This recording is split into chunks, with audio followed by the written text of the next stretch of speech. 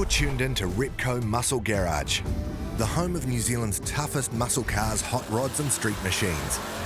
Proudly brought to you by Repco, in association with Mount Shop, Maguire's and Risloan. Later on, we get a quick preview of the one we've all been waiting for, the slightly delayed upcoming Repco Beach Hop 22, and investigate a Resto mod Ford F100 that perfectly blends classic looks with modern tech to deliver the best of both worlds. But first, buckle in, because we're off to Levin, with a little help from Risloan, to visit a small town making a name for itself with a big car show.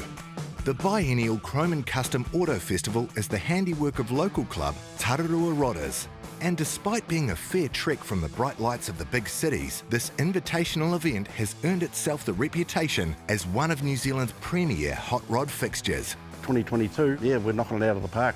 Punches well above its weight and the quality of the cars that we get here. I think it's a bit of a snowball effect, because when you sort of put on one show, people come and have a look and go, wow, you know, they're actually ringing us saying, we'd like to put our car on your show. And quite often they'll ring us, say, next year saying, oh, your show's on this year. And you go, no, you got to wait another year. And they go, oh, damn, you know. Chrome and Custom is by and large a curated show with another Andy King, tasked with the role of assembling a fresh lineup for each event. The calibre is top-notch, with high-end debuts and previous major show winners mingling with motorcycles and race cars across the Levin Showgrounds 2 halls, and also spilling into the car park outside. A big bonus for this small-town show comes in the form of lower running costs. The entrants are welcomed guests rather than paying participants, and treated to the hospitality of hosts Tararua Rodders. Being a positive force in the region is also a key objective for the club. A great proportion of the profits from this show go back to our community here in Levin, and we're quite proud of that fact, selecting local charities that fly under the radar, that don't necessarily get the funding from central government agencies, but they mean a lot to our community, so we're really pleased to be able to support our community. 2022's Chrome and Custom marked a welcome return post-COVID lockdowns, and timed perfectly with a major milestone for Tararua Rodders this year, the club celebrating the Big 5-0. Stuart Anderson and his 38 Chevy Coupe were there at day dot, and the club isn't the only thing that's long been a part of Stuart's life. Go back into 72 when it all started, and we had a knock on the door from Lloyd Wilson and Ian Clapperton, who were the ones that got the idea together and said, oh, do you want to join a club? And we thought, well, that's a good idea. In the early days, we were about 15, maybe 20 at a push. We ended up building a big building out in the outskirts of Levin, and a lot of the younger guys there built their rods, and it gave them the get-together and comradeship. We certainly, that was a strong part of the club.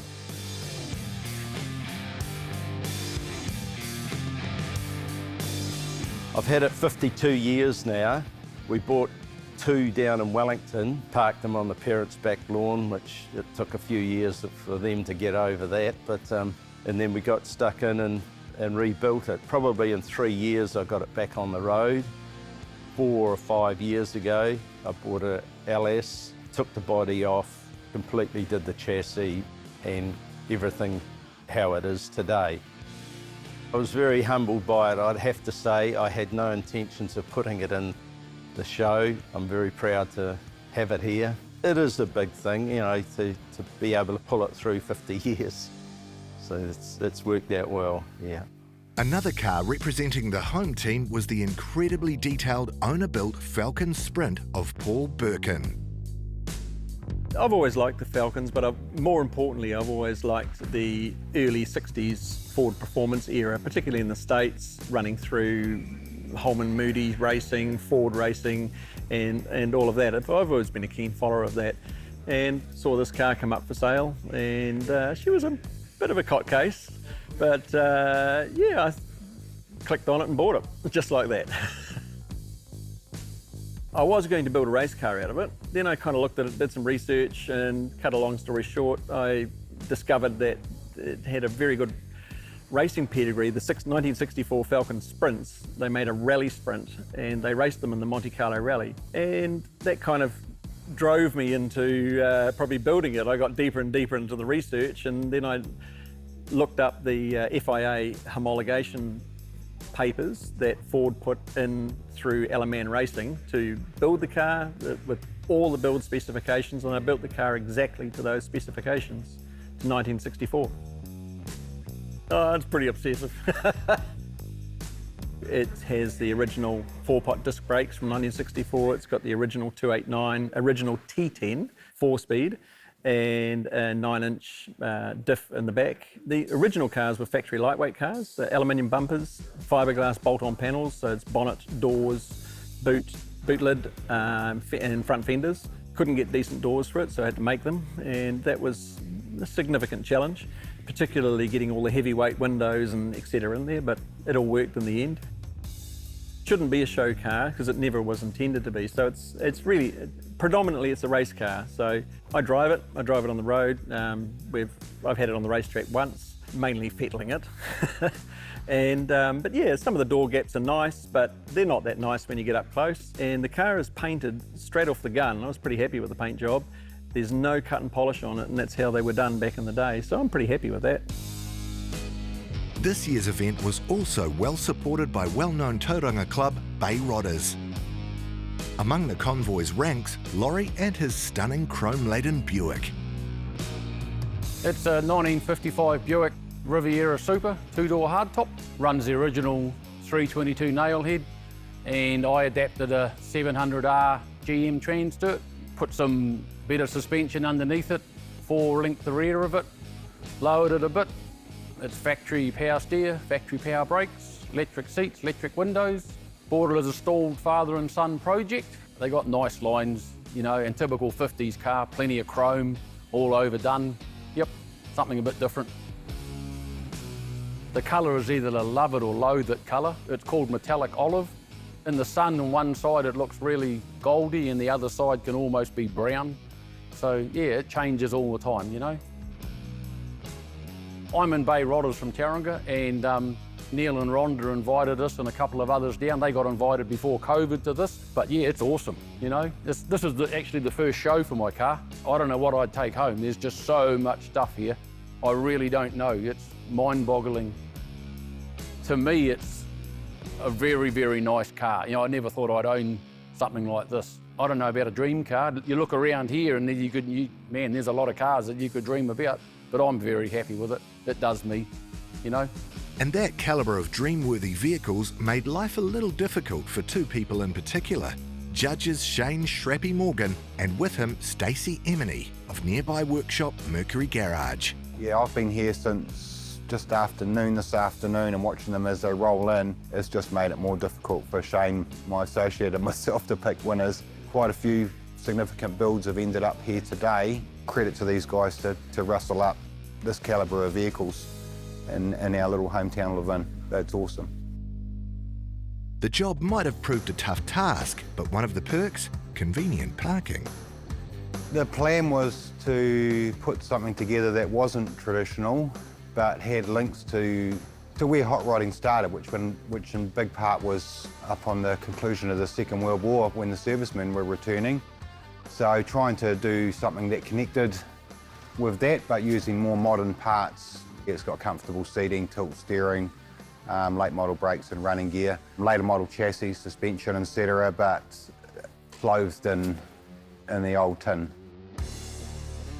The cab's a 37 Ford, channeled approximately 4 inches, sectioned about 3.5 inches. The drip rails have been converted to like 34 style rolled drip rail, front windscreen opening converted to a bonded glass, tail vent filled, recessed firewall, custom made subframe, and all the interior sheet metal was all hand fabricated. Mix and match of parts, but getting them put together in a way that they were going to create a whole package without being bound by the traditional, you know, like having to have the correct front axle and all that sort of stuff. Yeah, definitely, a bit more freedom. Despite a few weather curveballs, Chrome and Custom was once again deemed a roaring success. Among those taking home the silverware were Todd and Kim Wiley's caddy for Best GM, Mike Nielsen's 32 for Best Ford, and Best Mopar went to Peter Stevens' Superbird, while Best in Show was awarded to Shane Pratt for his stunning Model A Coupe. done and dusted. But once Tararua Rodders finish up celebrating their 50th anniversary this year, all attention will turn to just how to back up this truly impressive lineup when the show returns in 2024. You can only fit so many cars in, and you can only fit so many new builds in. But I think if we can keep it at this level, we'd be more than content with that. We could probably fit a few more hot rods in the smaller hall and do away with some of the race cars or whatever. But I guess that's what makes our show, Chrome and Custom Festival, such a success. We've got something for everyone.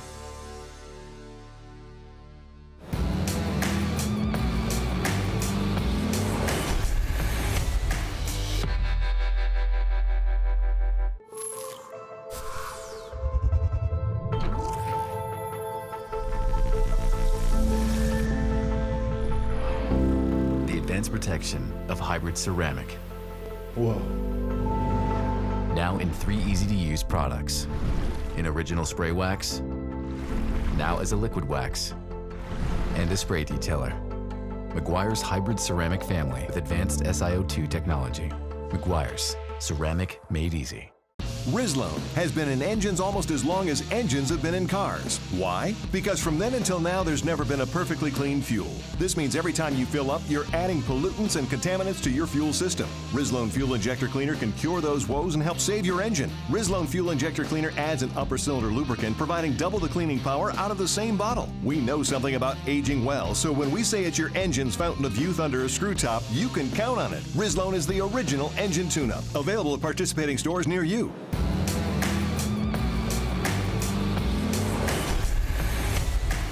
You're tuned in to Repco Muscle Garage. Next up, thanks to our mates at the Mount Shop, we're swinging by Whangamata to get a quick sneak peek at what's in store for this year's Repco Beach Hop with organiser Noddy Watts. Established in 2000, the Repco Beach Hop brings tens of thousands of people together to soak up and celebrate a huge range of classics, hot rods, street machines, and a whole heap more besides. And beyond this, it's also a proud celebration of rock and roll and the bygone era it came from. Repco Beach Hop is a celebration of the 50s and 60s. So we wind the clock back to what it was like 60, 70 years ago. This is when cars changed, V8s got more powerful, the designs changed, the music changed, rock and roll changed, the fashions changed. So it's a celebration of that culture that we had back in the 50s and 60s, 50 years time. So that's what it's all about. It's about reliving that culture, the good old days. We love Whangamata. We've got 2 roads in. People come here over those hills, they leave all that baggage behind, they're here to have a good time and reliving what fun was like back in the day. The sprawling event takes place over 5 days at 4 locations. Waihi on Wednesday, Thames on Thursday, Onemana on Friday, and of course, Whangamata at the weekend. Every year there's lots at stake because winning at the Repco Beach Hop brings with it the ultimate bragging rights. But this year, notably, there's a whole lot more up for grabs. Wow, one of the iconic features of Repco Beach Hop is our prize pool. So we've been doing this since 2002.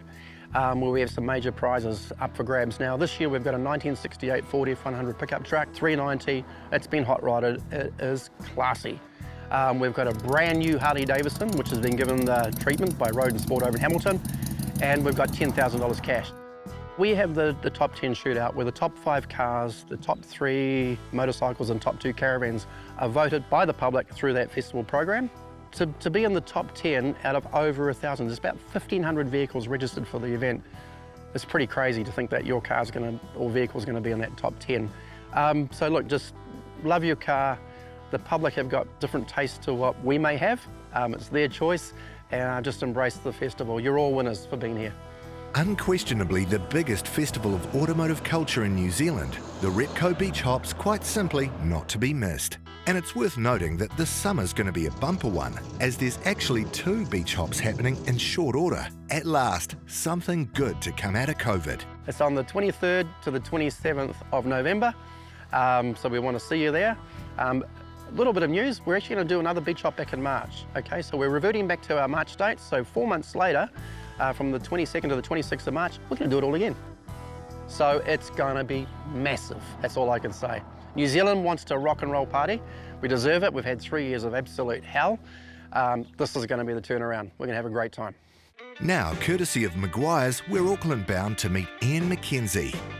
After spending a lifetime as a mechanic, He's a man of exacting standards who knows how to get classics correct, down to the finest details.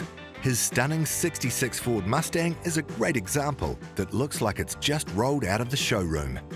At first glance, you'd be forgiven for thinking the same about his 1955 Ford F100. But pop the bonnet and it's another story.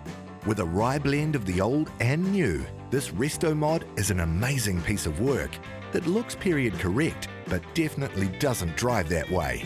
It's the culmination of a passion for pickups that goes back a long way. Initially, when I was a young teenager, my older brother, he used to do a lot of work on his cars and mates' cars in the driveway at home, and I was always interested in what he was doing on the cars. So then I followed him, served an apprenticeship as a motor mechanic myself. When I was a teenager, my father had a 1956 Ford ranch wagon, and I thought that was just a really neat vehicle. So it sort of enshrined me into liking Ford cars over anything else. These sort of trucks were around in my day of serving an apprenticeship. I guess subconsciously I always thought I wouldn't mind to own one day, and it took a long time. I eventually got there and bought this truck. Yeah. I bought it from a guy by the name of John Goodall, and he was importing these trucks from California. The condition was pretty rough. It had no engine or transmission. Apart from that, it was complete, but rough. So we actually pulled it all to bits in his workshop, put all the bits on a trailer, took them to a place out by the airport, and I stripped all the paint off and sandblasted and started from there. Ian had a rolling 1955 Ford F100 body and chassis, but not much else besides. But that didn't worry him. In fact, it became an advantage as it gave him the freedom to choose exactly the setup he was after. After settling on the engine, Ian's employed plenty of mod cons throughout, but he never sacrificed the classic pickup feel in the process. I guess it wasn't an immediate decision on what to go, but just in research, decided that I needed to put an independent front suspension in it. I had to decide what engine I was going to put in it. Talking to my son Brad, he said, you know, I think you're better off to go for a Windsor engine. So I decided we'd put a 351 Windsor engine on it. The engine was out of a 94 Ford Bronco, so that was a roller cam engine. So I rebuilt that from there. And then later on we put Holly Sniper fuel injection on it. Transmission, we've got a Ford 4R70W transmission, which came out of a 2004 Mustang. The transmission is an electronically controlled transmission. I had to buy an electronic shift unit that was compatible for the transmission. Right from the start, I decided that the wheels for my truck, even before I got it, were going to be the Anson Sprint wheels, which were an old traditional alloy wheel. The interior, it's basically, you know, standard shape, but the instrument panel is an aftermarket from Dakota Digital Instruments, so it's fully digital speedo, rev counter, and as I say, the seats, and yeah, otherwise it's still got the standard heater in there and glove box. Yeah, goes very well. Yeah, more than pleased with it, and especially after we put the fuel injection on it, it just starts well. It's just so smooth. It runs. It responds well, and it's a bit more economical than it was. So yeah, it's magic. I'd like to say it's a daily driver because I don't hesitate to use it. Don't hesitate to drive it. I didn't want any vehicle to be able to just sit in the garage and not go anywhere. And it's a matter of sometimes choosing between whether I take the Mustang out or take the truck out. Given his background, it should come as no surprise that Ian lovingly performed all the restoration work on his 66 Mustang. The result is a car just as impressive as the pickup, and it comes with a special story too. It was perhaps on one of my bucket list to one day own a Mustang. I was driving to work in the middle 80s, and on the side of the road was this Mustang for sale. Called in, spoke to him, and ended up buying it. Drove it to home and immediately pulled it to pieces. I had a teenage son at the time. We pulled it together, and then over a period of, it took about 5 years to rebuild the car. Put it on the road in November '91. The Mustang was always going to be my son's car because we built it together. He got married and moved to Whangarei, so for a lot of years never really used the car. About 4 years ago, our son Brad was diagnosed with terminal melanoma. The car was always going to be his, so I took the car up to Whangarei for him to use while he could. And he did, and as I told him, he broke it, broke a rocker stud in the engine, and it wasn't good enough for him because everything just had to be perfect. So we had new alloy cylinder heads and had to have different pistons and fuel injection. So we rebuilt it and put the engine back in it, and whilst he didn't get to drive it, he did actually hear it running. But the thing was that I made a commitment to him that seeing as the car was going to be his, that it would go to his children, to my grandchildren, to Rose and Finn, who are teenagers. But it'll be quite a few years before Granddad gives them the keys to our Mustang. Now with some incredible projects done and dusted after years of tinkering, Ian's in an enviable position because he can really start enjoying the fruits of his labour. The next project is to use the truck and the car.